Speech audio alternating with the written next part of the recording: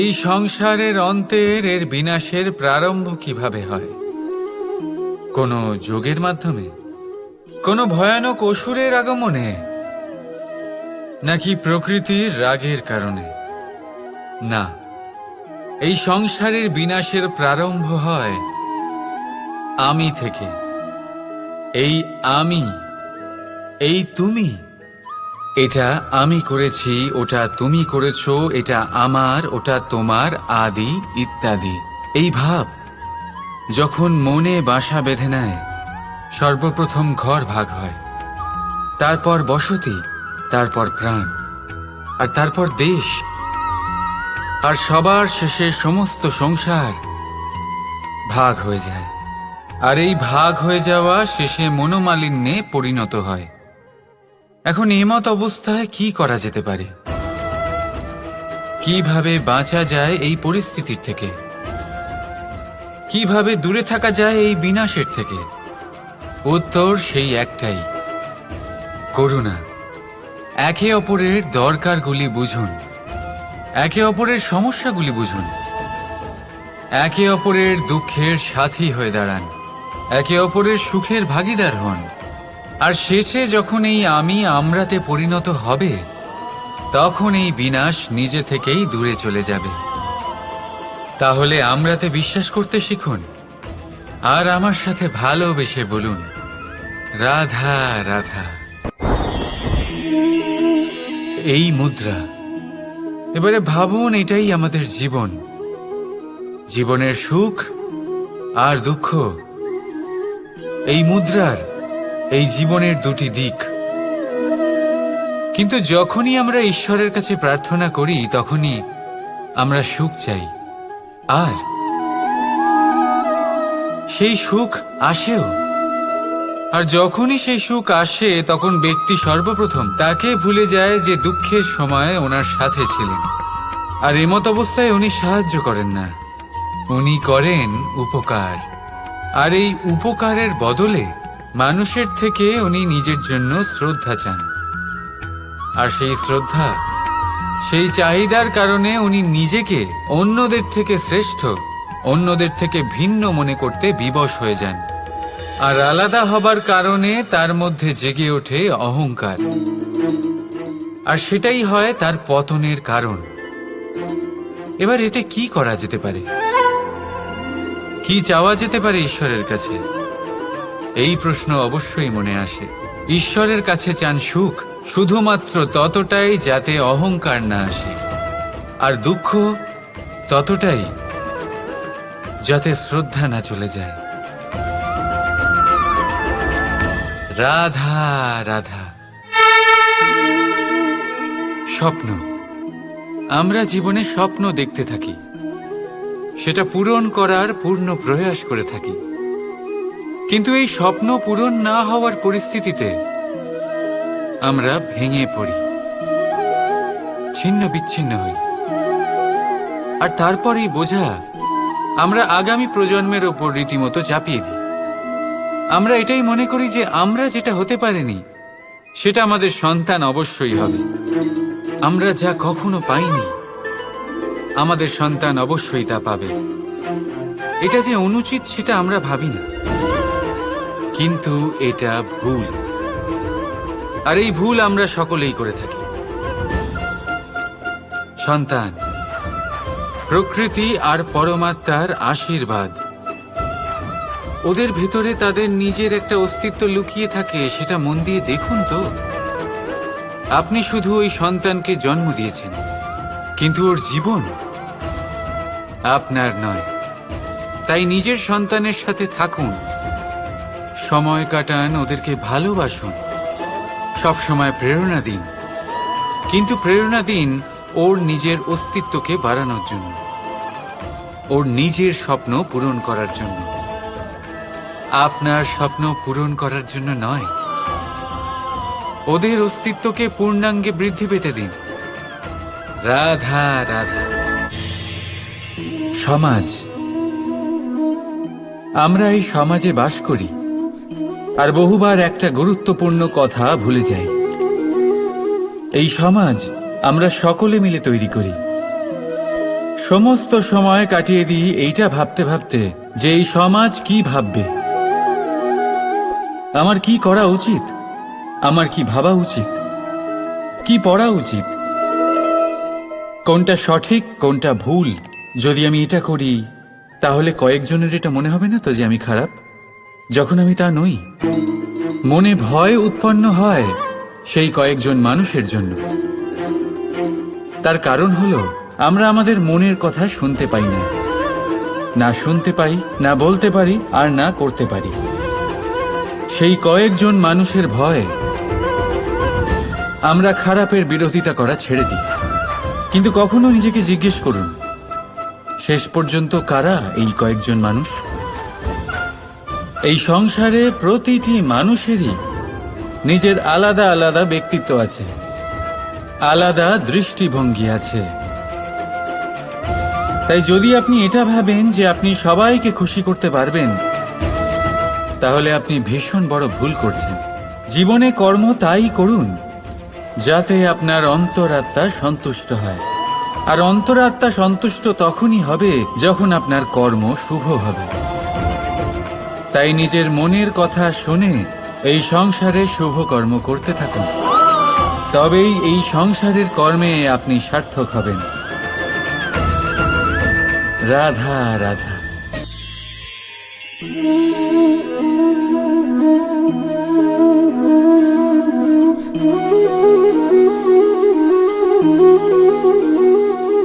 আমার এই ছায়া দেখতে পাচ্ছেন আপনি? প্রকাশের স্রোত যখন মধুর আর দূরে থাকে তখন এই ছায়া লম্বা হয়ে যায়, কিন্তু যেই প্রকাশের স্রোত মাথার উপরে চলে আসে এই ছায়ার আকার ক্রমশ ছোট হতে থাকে, আর অন্ধকারে তো এই ছায়া বিলুপ্ত হয়ে যায়। কিছুটা এরকমই হয় আমাদের অহংকার। সুখের আগমন হলে, বৈভবের উপলব্ধিতে এটা বাড়তে থাকে, কিন্তু যেই সংকটের তাপ বেড়ে ওঠে অহংকার ছোট হতে থাকে। আর যখন সংকটের এই অন্ধকার আমাদের চারিদিক থেকে ঘিরে ধরে, তখন এই অহংকার আমাদের ছায়ার মতোই বিলুপ্ত হয়ে যায়। তাই সেই কারণে আপনার জীবনে সংকটের আগমন আপনার অহংকার নষ্ট করেই দেবে, কিন্তু তার জন্য সংকটের অপেক্ষা কেন করবেন? এই অহংকারকে বাড়তেই দেবেন না, উৎপন্ন হতেই দেবেন না। বিবেকের সুতো দিয়ে বেঁধে রাখবেন একে। দেখুন, আমি শ্রেষ্ঠ, এটা বিশ্বাস করতে কোনো আপত্তি নেই, কিন্তু শুধুমাত্র আমি শ্রেষ্ঠ আর কেউ নয়,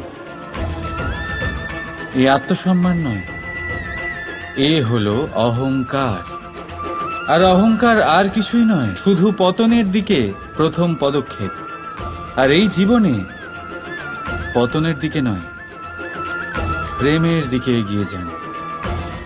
আর আমার সাথে ভালোবেসে বলুন, রাধা রাধা। প্রেম, আমরা সকলে প্রেম করি, প্রেম পাওয়ার চেষ্টা করতে থাকি। আর এমনও অনেক মানুষ আছেন যারা প্রেম অর্জন করেও ফেলেন, কিন্তু সেখান থেকে শুরু হয় এক নতুন অধ্যায়ের। আচমকা দুই প্রেমীর কিছু অনুচিত বলে মনে হতে থাকে, আচমকা দুজনে নিজেদের অস্তিত্ব নিয়ে বিচলিত হতে থাকেন। এবার এমন হলে কি করা যেতে পারে?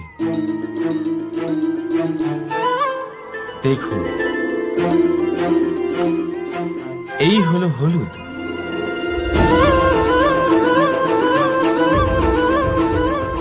আর এই হলো চুন।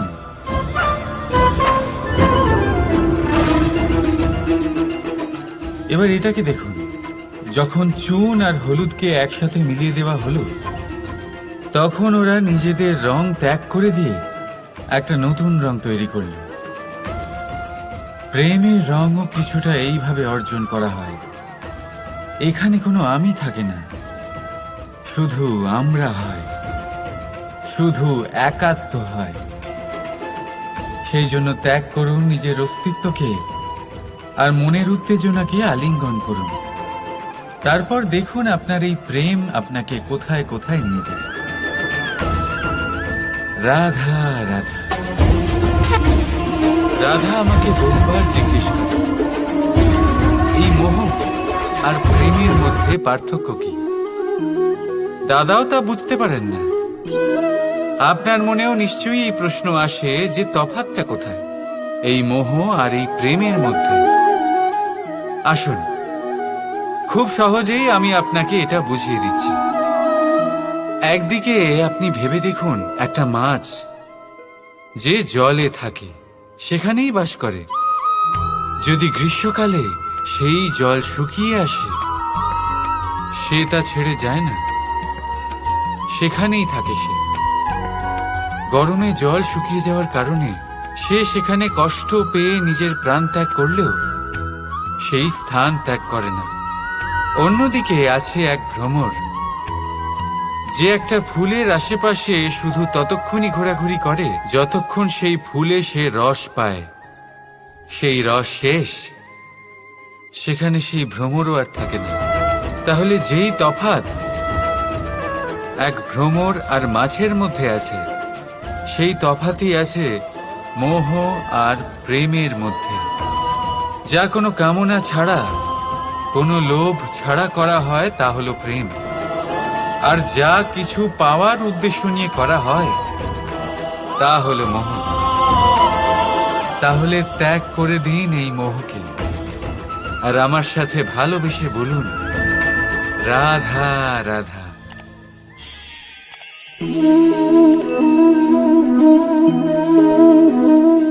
আসুন, আজ আম খেতে বড়ই ইচ্ছে হচ্ছে, কিন্তু দেখলাম বাগানে কোনো আমের গাছই তো নেই। তাই ভাবলাম আজ আমি এই গাছকে জল দিই। এতটা জল দেব যা একটা ফল হওয়ার জন্য যথেষ্ট। সন্ধেবেলায় একটা ফল দিয়েই দেবে, তারপর আমি সেই আম খাবো। আপনি ভাবছেন আমি এ কেমন কথা বলছি? এই গাছকে আমি যতই জল দিই না কেন, ফল ঋতু এলে তবেই হবে। ঠিক আছে, এটাই হলো রহস্য সাফল্যের। ঋতু এলে ফল নিশ্চয়ই হবে, কিন্তু তার আকার আপনাকে অবশ্যই বলে দেবে যে সেই বৃক্ষের কতটা খেয়াল রাখা হয়েছে। কর্মের ফল অবশ্যই পাবেন, কিন্তু কর্ম অনর্গল করে যেতে হবে। সাফল্য আপনি অবশ্যই পাবেন, কর্ম অনর্গল করে যেতে হবে। একটা শুভ কর্ম করে কিচ্ছু হবে না। কর্ম নিরন্তর করে যান, পরিশ্রম নিরন্তর করে যান, দেখবেন সাফল্য নিজেই আপনার কাছে আসবে। রাধা রাধা। কৌতুক অর্থাৎ হাসি, এটা জীবনে কতটা গুরুত্বপূর্ণ। আমরা সর্বদাই হাসতে চাই, আমরা সর্বদা অন্যের মুখে এই হাসি দেখতে চাই। কিন্তু এই কৌতুক অনেক প্রকারের হয়। আর এই কৌতুকের ভিত্তি কি সেটাও খুব গুরুত্বপূর্ণ। কৌতুক কেবল তখনই পাবেন যখন তা শুদ্ধ মন থেকে আসবে। কৌতুক তখনই পাবেন যখন তা সামনের জনকেও হাসিয়ে তার কষ্ট হরণ করবে। এবারে যদি কৌতুক হিংসার থেকে বেরোয়, তখন তা কটাক্ষ হয়ে যায়, সামনের মানুষের মনে আঘাত করে। তারপরে সে তৈরি থাকে যে কখন আপনার উপরে আবার প্রহার করতে পারবে। তাই যদি হাস্য কাউকে ছোট করার জন্য হয়, তা হাস্য নয়, উপহাস হয়ে যায়। আর তা সামনের জনকে আনন্দ নয়, শুধু অপমান দেবে। আর অপমানিত ব্যক্তির মন তিক্ত হয়ে থাকে। তাই মনে রাখবেন যে এই কৌতুক যেন কৌতুকই থাকে, তা উপহাস বা কটাক্ষ না হয়ে যায়। রাধা রাধা। বলুন, কি দেখতে পাচ্ছেন আপনি? আমার হাতের এই সাদা বস্ত্র, নাকি এতে লেগে থাকা এই কালো দাগ? এবারে সত্যি কথা বলতে কি, আপনার নজর সবার আগে এই কালো দাগের ওপরে গেছে। ঠিক আছে, এমনই তো হয়। ভীষণ কম মানুষ থাকেন যারা ভাবেন কোনো ব্যক্তি ভীষণ পরিশ্রম করে এই বস্ত্র ধুয়েছেন, এটা শুকিয়েছেন। বেশিরভাগ মানুষের নজর যায় এই দাগের উপরে, ভাবেন যে এটা কি করে লাগলো। কিছুটা এরকমই হয় আমাদের ব্যক্তিত্বের সাথে। আমাদের শুভ কর্মের ওপরে আমাদের একটা খারাপ কর্ম ভারী মনে হয়। এবারে ভাবুন, যদি আমি চন্দ্রের কথা বলি, তাহলে তার শীতল আলো দেখার পূর্বে তার কলঙ্ক লক্ষ্য করেন, সেই চাঁদে লেগে থাকা কালো দাগ দেখে নেন। সেই জন্যই বিশেষ করে যারা শুধুমাত্র শুভ চিন্তা করেন আর উপকারী কর্ম যারা করেন, তাদের আমি বলবো সাবধানে থাকবেন। কারণ আপনার একটা খারাপ কর্ম চিরকালের জন্য উদাহরণ হয়ে দাঁড়াবে। রাধা রাধা। আমি একটা এমন শব্দ যার অনেকগুলি মানে হয়, যার আসল অর্থ হল অহং। যদি আপনি কথা বলেন সৃষ্টির নির্মাণ নিয়ে, তাহলে আমি ব্রহ্মদেব হয়ে সৃষ্টির নির্মাণ করবে। যদি আপনি কথা বলেন প্রলয়ের, তাহলে সেই আমি মহাদেব হয়ে বিনাশ করবে। এই আমি সঙ্গতিপূর্ণ, কিন্তু শুধু ততক্ষণ যতক্ষণ আপনি এটা সবার সাথে ভাগ করছেন। কিন্তু আমরা বহুবার এর মানে বুঝতে পারি না। এই অহংকে সীমিত করে দিই একটা ব্যক্তি অবধি, শুধু নিজে। আর তখনই জেগে ওঠে অহংকার, যাতে প্রাধান্য পায় শুধুমাত্র আমি, আমরা নয়। আর একজন ব্যক্তি একা না উৎপাদন করতে পারে আর না করতে পারে সৃজন। এবারে দেখুন, বৃষ্টির এক ফোঁটা, তারও অস্তিত্ব আছে, কিন্তু তা ধরিত্রীতে পড়লেই সমাপ্ত হয়ে যায়। কিন্তু যখন ফোঁটাগুলি একসাথে পড়ে, তখন শুরু হয় বর্ষা, আর তখনই তৈরি হয় ধারা। রাধা রাধা। আপনি কখনো জাঁতা কল দেখেছেন? তাতে গম পেষা হয়। গমকে এমন ভাবে পেষা হয় যাতে আমরা তা খেতে পারি, জীবিত থাকতে পারি। আর যদি আপনি মন দিয়ে দেখেন, তাহলে কলের নিচের অংশ কখনো ঘোরে না, শুধুমাত্র উপরের অংশই ঘোরে। আর তবেই তা গম পিষতে পারে, আর তবেই রুটি তৈরি হতে পারে। কিন্তু ভেবে দেখুন, যদি কলের দুটো অংশই ঘুরতে থাকে, তাহলে কি হবে? তা গম পেশার বদলে একে অপরকে পিষে নিজেদের অস্তিত্ব শেষ করে দেবে। তাই জীবনে কোনো কাজ যখন মন আর মস্তিষ্ক মিশিয়ে করা হয়, তখনই তা সম্পন্ন হয়। কিন্তু যখন বিষয় হলো ভক্তির, তখন মস্তিষ্কের যুক্তির মৌন থাকা প্রয়োজন। আর যখন বিষয় হলো কর্ম আর ন্যায়ের, তখন মনের আবেগের মৌন থাকা প্রয়োজন। তাই মন আর মস্তিষ্কের এই সম্মিলনে সতর্ক থাকবেন। একসাথে অবশ্যই চলবে, কিন্তু একে অপরের বাধা যেন না হয়ে দাঁড়ায়। রাধা রাধা। আমরা সকলে পাথুরে রাস্তা এড়িয়ে চলি, কারণ এই পথের পাথর আমাদের যাত্রা আরো কঠিন করে তোলে, আমাদের পা আহত করে দেয়। কিন্তু একটা গুরুত্বপূর্ণ কথা আমরা ভুলেই যাই, এই কঠিন পথই না শুধু আমাদেরকে নিজেদের দুর্বলতার সাথে পরিচয় করায়, বরং আমাদের শক্ত হওয়ার প্রেরণাও দিতে থাকে। সময়ের সাথে ঠিক এমনটাই হতে থাকে। সবাই ভালো সময়ের অপেক্ষা করতে থাকেন, ভালো সময়ের জন্য পরিশ্রম করেন, তার জন্যই চিন্তা করেন, কিন্তু ভুলে যান যে ভালো সময় বহুবার আমাদের বিবেক নষ্ট করে দেয়। সেখানেই খারাপ সময় আমাদের বুদ্ধিকে সঠিক পথে চালিত করে। রাধা রাধা। আমাদের মধ্যে এমন কজন আছে যারা ভয়তে ভীত হয়ে পড়ে, কোনো বৃহৎ কার্য করার আগে মনের সামঞ্জস্য হারিয়ে ফেলে? মোটামুটি সবাই, তাই না? প্রত্যেক ব্যক্তির মনেই এই ভয় জাগ্রত হয়। তবে এর অর্থ আমার দৃষ্টিভঙ্গি দিয়ে মনে হয় এই ভয়ের অনুভূতি খারাপ নয়। কারণ যদি এই অনুভূতি খারাপ হতো, তাহলে কি ঈশ্বর এই অনুভূতি প্রত্যেক প্রাণীকে দিতেন?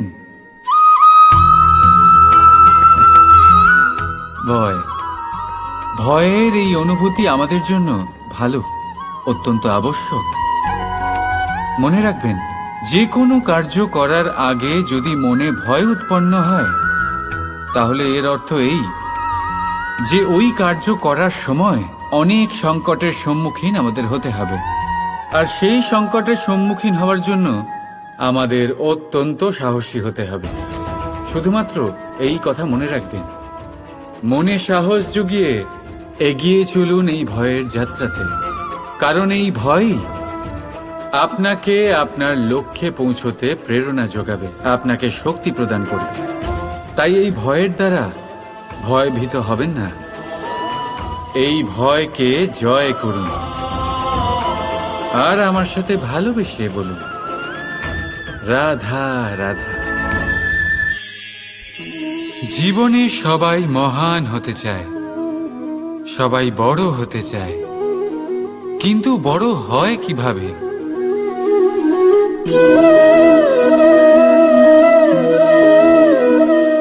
এটা আমার হাতে কি বলুন তো? সর্ষে বীজ? না, এটা হলো বটের বীজ। এই বীজ এত ছোট হয় যে সবার সাথে সহজেই মিশে যায়, বড়ই সহজে ধরণীতে মিশে যায়।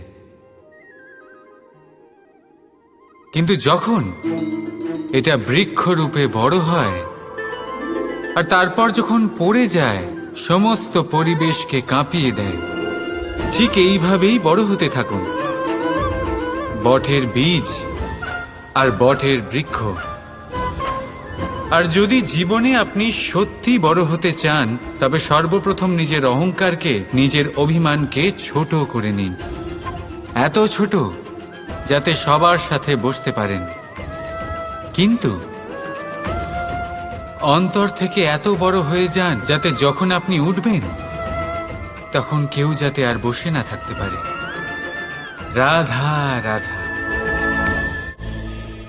সূর্য আর চন্দ্র দুজনেই আকাশের অমিত চিহ্ন, দুজনেই প্রকাশ বিস্তার করে, কিন্তু সবসময় দুজনের তুলনা করা হয়। কে অধিক শীতল আর কে অধিক তীব্র, কে অধিক তেজবান আর কে অধিক শান্তিপ্রিয়। এবার এই তুলনা করা কি উচিত কাজ? কখনোই না। কারণ এই দুজনেই যতই প্রকাশপুঞ্জ হোক, কিন্তু এই দুজনেই ভিন্ন। দুজনেরই নিজের নিজের মাহাত্ম্য আছে, আর দুজনেরই নিজস্ব সময় আছে আলোকিত হওয়ার। তাই এদের তুলনা করা অনুচিত। ঠিক সেইভাবেই আমাদের জীবনেও তুলনা করা অনুচিত হবে। নিজের তুলনা অন্য কারোর সাথে কখনো করবেন না। আর যদি অন্য কেউ আপনার তুলনা অন্য কারোর সাথে করে, তাতে মন দেবেন না। কারণ এই তুলনা থেকে নিজেকে হীন ভেবে নেওয়া আপনার জন্য ক্ষতিকর, এটা আপনার জন্য লাভজনক নয়। শুধু চেষ্টা করতে থাকুন, নিজেকে বিস্তার করতে থাকুন আর অপেক্ষা করুন সঠিক সময়ে, কারণ সঠিক সময় আসলে আপনি নিজের গুণ, নিজের দক্ষতা অবশ্যই দেখাতে পারবেন। রাধা রাধা। যদি আমাদের জীবনে কোনো শিল্পই না থাকে তাহলে আমাদের জীবনটাই নিরস হয়ে যাবে। এখন যদি সবাইকে আমি জিজ্ঞেস করি সব থেকে বড় শিল্প কি, তো কেউ বলবে চিত্রশিল্প, কারণ তা ওনার মনকে আনন্দ দেয়। কেউ বলবে যুদ্ধ শিল্প, কারণ তাতে বিজয় প্রাপ্ত হয়। কেউ বলবে ভবন নির্মাণ শিল্প, কারণ তাতে ছাদ পাওয়া যায়। কেউ বলবে সঙ্গীত শিল্প, কেউ বলবে নৃত্য শিল্প, কেউ বলবে অভিনয় শিল্প আদি ইত্যাদি। কিন্তু এই কথা নিয়ে বিবাদ করা অনুচিত, হতেই পারে না, কারণ প্রত্যেক ব্যক্তির নিজস্ব চিন্তাধারা এবং নিজস্ব দৃষ্টিভঙ্গি থাকে।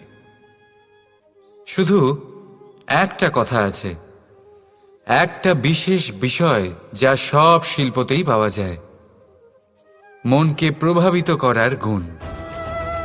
তো সব থেকে বড় শিল্প সেটা যা মনকে প্রভাবিত করে, আর সব থেকে বড় শিল্পী সে যে অন্যের মনে প্রবেশ করে। যার কাছে এই গুণ আছে সে সব থেকে বড় শিল্পী হবেন। যদি এই সংসার রঙ্গমঞ্চ হয় তাহলে আমরা এই রঙ্গমঞ্চের শিল্পী, আর এখানেও সব থেকে বড় শিল্পী সেই হবে যে অন্যের মনে প্রবেশ করে সেখানে ঘর বাঁধতে পারে। আর এই মন অবধি পৌঁছনোর সিঁড়ি হল 2.5 অক্ষরের শব্দ, প্রেম। তাহলে প্রেম করতে থাকুন, প্রভাব বিস্তার করুন। রাধা রাধা। এই সংসারে এমন কিছুই নেই যে সব সময় একই থাকবে। যা কিছু নির্মাণ হয়েছে তা একদিন অবশ্যই ভেঙে পড়বে, কিন্তু এই ভেঙে যাওয়ার বিশ্লেষণ আপনি কিভাবে করবেন তা আপনার উপরে নির্ভর করছে। ওই আকাশের দিকে তাকান, ওই মেঘ, ওটাও ভেঙে পড়ে, কিন্তু নিজে ভেঙে পড়ার সাথে বর্ষাকে তৈরি করে যায়। মাটির ডেলা অবশ্যই ভেঙে পড়ে, কিন্তু ব্যবহারযোগ্য মাটির রূপ নিয়ে। এই ধরিত্রীর বুকে কোনো এক বীজ যখন ভেঙে পড়ে তখন ধরিত্রীর উপর এক বিশাল আকারের বৃক্ষ নির্মাণ করে। যদি জীবনে কিছু ভেঙে পড়ে তাহলে নিরাশ হয়ে পড়বেন না, নিজের সাহস হারাবেন না। ধনাত্মক দৃষ্টিভঙ্গি দিয়ে দেখতে চেষ্টা করুন। মনে করুন নিয়তি নিশ্চয়ই আপনার জন্য আরো ভালো কিছু ভেবে রেখেছে, যা ভবিষ্যতে আপনার প্রতীক্ষা করছে। ধনাত্মক চিন্তা ভাবনা করতে থাকুন, তারপর দেখবেন শ্রেষ্ঠ রচনা নিজেই তৈরি হবে। রাধা রাধা। চলতে থাকা, থেমে যাওয়া, বিশ্রাম নেওয়া, তারপর দম নিয়ে পুনরায় দাঁড়িয়ে পড়া, আর তারপর আবার সেই পথ চলা। এটা জীবনের অভিন্ন এক অঙ্গ, এটার থেকে আপনি পালাতে পারবেন না। কিন্তু এই অঙ্গকে আপনি নিজের জীবনে কিভাবে প্রয়োগ করবেন, কিভাবে তাকে কাজে লাগাবেন, সেই সিদ্ধান্ত আপনাকে নিতে হবে। যারা হেরে যান তারাও জীবনে থমকে যান, আবার যারা জেতেন তারাও দাঁড়িয়ে পড়েন।